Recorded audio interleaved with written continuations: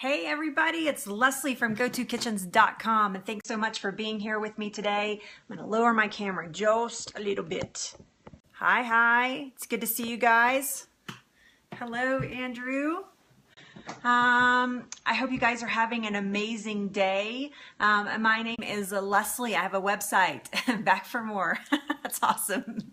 Hey, how are you? It's good to see you, Unsugar Mama. Thriving 3 Steps. Good to see you here. Thank you guys for jumping on this broadcast. My name is Leslie. I have a website, Go To Kitchens. Hi, Karen. Thank you for putting your name up there. I just say your username all the time. So thanks for inviting followers, Andrew. I appreciate that. Karen, please do not get offended if I can't remember your name. You may have to repeat it several times in different broadcasts for me to ever go, oh, that's Karen. I know her. I'm so bad with names. Hey, Gary, it's good to see you. So my name is Leslie. GoToKitchens.com is my website. Oh, did you just see Edison just walk by? I am not selling you guys a thing. There is nothing for sale over at Go To Kitchens. If you want to buy something from Go To Kitchens, you're out of luck, because the only thing that I really want you to buy is I want you to buy into your own health. And that is why Go To Kitchens was developed. So National Cat Day. Oh my gosh, there you go. For Edison, I'll let him know that all of his cat friends, that he needs to say, maybe he should have sent a card or something. He loves cats, actually. I love cats, but I'm allergic to them, but I do love cats. So thanks for that little trivia there. So again, my name is Leslie. Thanks so much for being here. We have been, you love your kitties? Oh, good. That's awesome. We have been talking all week about metabolism. And we have talked about all kinds of foods that may be affecting your metabolism. Sugar. Yesterday we talked about, I can't even remember what we talked, alcohol. Yeah, yesterday was alcohol and dairy. We've been talking about all kinds of things that may be affecting your metabolism.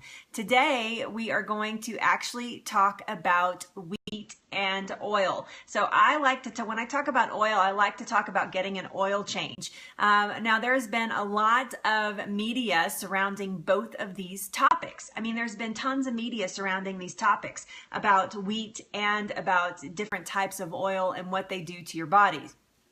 And so I just wanted to, sorry, I'm just going to adjust one more time here, and then I'll quit adjusting the camera. It bugs me when there's too much space above my head. It actually bothers me. I feel like I need to sit up straight or something. So I like to have the camera adjusted so that we don't have that effect. Anywho, that's not you guys. That's me, totally. So let's talk about wheat first. And so the title of the scope, I said, what the wheat is happening to my metabolism. And so wheat has the same effect on your metabolism like sugar does. And we're going to talk about why that is. So the top two things that I say may be affecting your metabolism would be wheat and sugar. So wheat is not the devil. Let's just talk about this just for a second. Wheat is not the devil. Whole grains are not the devil. Now then, modern whole grains, I look taller now, thank you. That's actually an awesome compliment, Andrew. What is the devil is GMOs. Those are the devil. Those are really hard on your body, and we'll talk about that in detail in just a second. What else is the devil in wheat? The way we process wheat today is totally different than we did even 50 years ago. The way we harvest wheat is totally different than it is even like 50, 60, 70 years ago. So that is what is affecting and changing, and that's why the wheat is getting such a bad rap. So today I'm going to introduce you to the whys and the hows, and I'm going to give you some suggestions about changing that wheat habit. So we talk about wheat. Where do you get wheat? Where, what kinds of food? It's not just in bread, by the way. It's in all types of bread. It's in pasta, it's in cereals, it's in crackers. Yes, it is a certain protein in the wheat. It's gluten, actually. It is crackers, it's in muffins, it's in desserts, it's in flour, it's in chips, it's in granola bars. Wheat is everywhere. So all those yummy foods that you like to eat, I'm a pasta-aholic. I'm not Italian or anything, but I love me some pasta.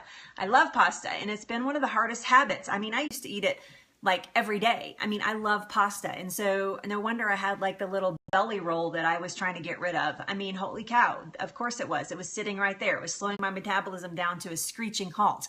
So if you're eating wheat on a daily basis, then any kind of wheat, it doesn't matter if it is the right kind of wheat or the wrong kind of wheat. Any type of wheat that you're eating every single day is going to affect your metabolism. And there's two reasons for that. Number one, actually, let's back up for just a second. I want to talk about gluten just real quick. I want to get gluten off the table like super fast. So gluten is blamed for a lot of things, and it's found in wheat products. So gluten is a type of protein in the wheat. So what happens? What happens? Hey, Jill, it's good to see you. So it's getting blamed for a lot of things. It's getting blamed for depression. It's getting blamed. I mean, everything from depression. I won't go through the whole list to like the chicken skin. You guys have seen the new things that it's good to see you. People like, especially on the back of your arms and the soft areas of your skin, you see people who have what, you know, like chicken skin, sometimes on your chest. Some people say that that is a reaction to gluten. It may be or may not be, but gluten intolerance is a very real thing. There are people that have gluten intolerance, but here's the catch. Here's the rub. Only about 15% of the world's population that's not very many people, by the way. 15% of the world's population actually has a gluten intolerance. And so you should just live in a bubble, right? I know. Everything's getting me. You know, right? It's so, and this is why I do this, is because it's so freaking confusing. And I like to break it down for you guys so that you're not confused anymore like I was when I first started my journey. So your husband is in denial about wheat. I have some tricks for you that you may be able to help him at least pull down some of the effects of the wheat. So that's what it is about gluten. So, but what happens if you're not gluten intolerant? What if you go and you're having all the symptoms of gluten intolerance, and you go and you're tested for gluten intolerance? Hey, Rusty, it's good to see you. And you're not gluten intolerant, but you still have all the symptoms. What the hey-ho is going on? What is happening? I have to tell you, Karen, I have a husband that loves his bread. He has toast every single morning, and bread at every opportunity. He eats crackers. He does it all. And I have helped him change that a little bit and at least pull off some of the toxic overload that he may be getting out of some of the bread that he was eating. So I am going to help you with that. I have some tips for that. You're not going to eliminate it. It's very hard to get someone who loves it to eliminate it completely, especially if they don't have any symptoms. But I can help you change the thought process behind it just a little bit. So, okay. So what happens if you're still having the symptoms, like you're still chronically fatigued or you can't lose weight easily? Those would all be symptoms of a gluten intolerance. The chicken skin. I mean, there's different things that gluten can trigger in individual people. I actually have a friend that has a son that has a gluten intolerance, and they couldn't figure out why he was not growing, and he was very abnormally short for his age, and so they took him, his naturopath took him off all of gluten, and he shot up like a weed. He started growing like crazy, and it's because his body was focused on the toxin that was recognized as gluten in his body. So total gluten intolerance. So it can be blamed for a lot of things that are happening in the human body. And by the way, just let me go out there and say that Periscope seems to be having a lot of lags today and a lot of stutters. And so if I do come in and out, or you lose video and you're just getting audio, please understand that they're making some upgrades. So please go watch the replay, and I appreciate that. And if you are watching the replay, thank you so much for watching, by the way. I always forget to acknowledge my replay viewers, but thank you so much. I hope one day you can catch me live and we can have a conversation. But okay, good. Loud and clear today. Awesome. Just want you to make sure that you knew that, because a lot of people are popping in and out. I have excellent signal and I was getting in and out. So awesome sauce. Thank you so much for that. So besides the gluten modern wheat. Gluten is pretty modern. It's a pretty modern problem. It's always been there, but it's different now because of the way that they process the wheat.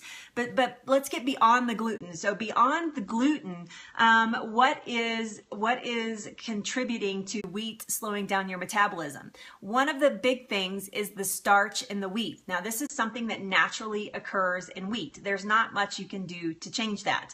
Wheat is starchy, and so what happens is starches, when they get into your body, is that they turn into sugar. So your body recognizes the starch and it starts processing it down and making it sugar, giving you fuel for your body, but you get the same effect as you do with sugar. So you get that super high. Your brain goes, oh, we love this. This is awesome. We love this. But your body's going, what are you doing? And so you have a disconnect in that type of food, but you have that disconnect a little bit. And so you get that high, you get that rush of sugar, which is basically the glucose entering your system, and then you have a crash. And so, so that's one thing that the wheat is doing in your body is the starches. There is not much you can do about that. So other than don't eat wheat. That's about the only thing you can do about that. So my story that I'm sticking to with that is eating it in moderation. If you think that you want wheat and you think that you want breads and pastas and those sorts of things, you need to learn to make those part of a moderate part of your diet. So don't cut it out completely. You don't have to cut it. If you don't have a gluten intolerance and you want to eat wheat or wheat products, then you don't have to cut them out completely. You just need to moderate them into your diet. So you know me, it's never black or white. We don't live in the black and we don't live in the white here at Go-To Kitchens. We live down the middle, and I call that middle the colorful middle, which is a moderation type diet. So not cutting it completely out. There are things in wheat that your body actually likes. Here's the problem with that. Modern wheat is picked typically before it is sprouted. So it doesn't lay in the field in its dry condition and then sprout. It is actually picked when it is in its seed form. Hello, it's good to see you today.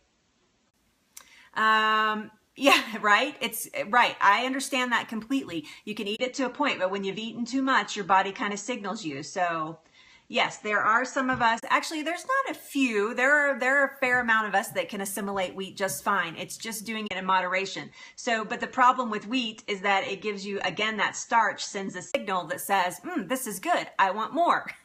There's also another effect that we're going to talk about in just a second. Another chemical reaction that happens is actually a toxin in the body. So we're going to talk about that. So yeah, pesticide-free, gluten-free. Is it GMO? I prefer no GMO. So everything that I talk about, you can assume I'm talking about organic, non-GMO. So which is, if it's organic, it's non-GMO anyway. That's a given. So always organic so that you don't have to worry about GMO. So the other thing that it contains is phytic acid.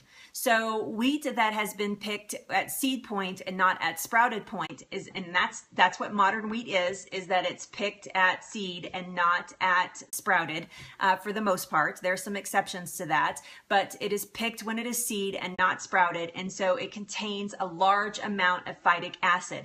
Phytic acid, toxin isn't really the right word, but it is close to a toxin in the body, in the way that it shuts down the receptors in the body that are actually absorbing the nutrients from the wheat. So phytic acid does not allow the wheat for you to get the nutrients that you need from it. Some of those nutrients, and I have to look down, I'm sorry, magnesium, calcium, zinc, iron, copper, those things are not being allowed to be, the nutrients to be absorbed in the body because the phytic acid actually stops that process. And the wheat that we're getting today is